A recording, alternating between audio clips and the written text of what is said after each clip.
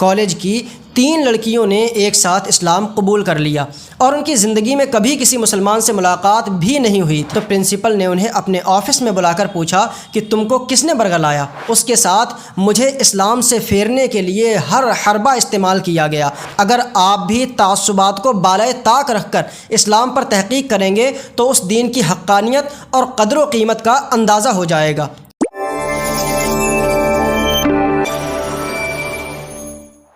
Denmark کے ایک ایسے جزیرے میں جہاں کوئی ایک مسلمان بھی نہیں ہے، کالج کی 3 لڑکیوں نے ایک ساتھ اسلام قبول کر لیا اور ان کی زندگی میں کبھی کسی مسلمان سے ملاقات بھی نہیں ہوئی تھی۔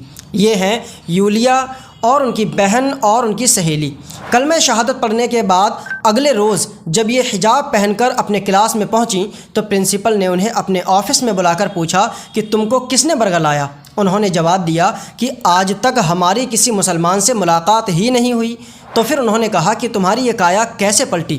یولیا نے جواب میں کہا کہ جب ہم نے اسلام کے خلاف میڈیا میں پروپیگنڈے کو سنا تو تینوں نے مل کر فیصلہ کیا کہ چلو اسلام پر تحقیق کرتے ہیں۔ اگر آپ بھی تعصبات کو بالائے طاق رکھ کر اسلام پر تحقیق کریں گے تو اس دین کی حقانیت اور قدر و قیمت کا اندازہ ہو جائے گا۔ یہ بات سن کر پرنسپل صاحب خاموش ہو گئے۔ یولیا کی عمر 20 سال ہے۔ ان کا کہنا ہے کہ میں، میری بہن اور میری سہیلی نے ایک ساتھ کلمہ پڑھا۔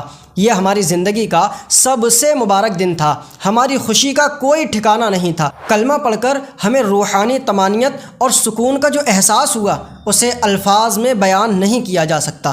اب تک کسی عالم دین تو دور کی بات، عام مسلمان سے بھی ہماری ملاقات نہیں ہوئی تھی۔ سارے احکامات پر خود نیٹ سے معلومات حاصل کر کے عمل کرتے رہے۔ اسلام قبول کرنے کے بعد میں نے قرآن کریم کو بھی خود ہی پڑھنا شروع کیا۔ پھر تو میرے ذہن میں پہلے سے موجود ہر اشکال کا جواب ملتا رہا۔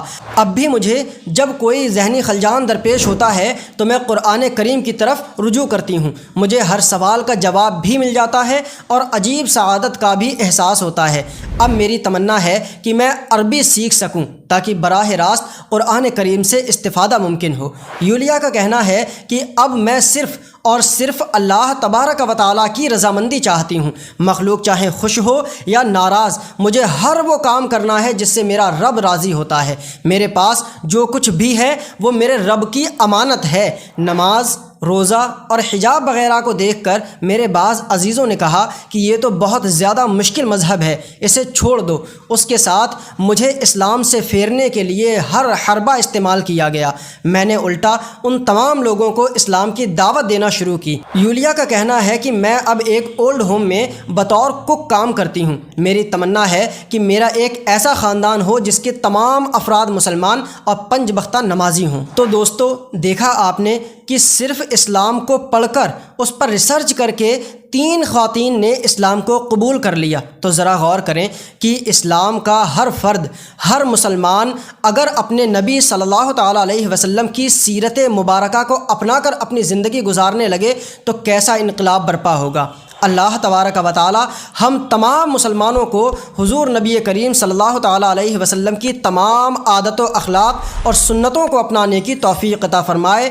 آمین۔ السلام علیکم۔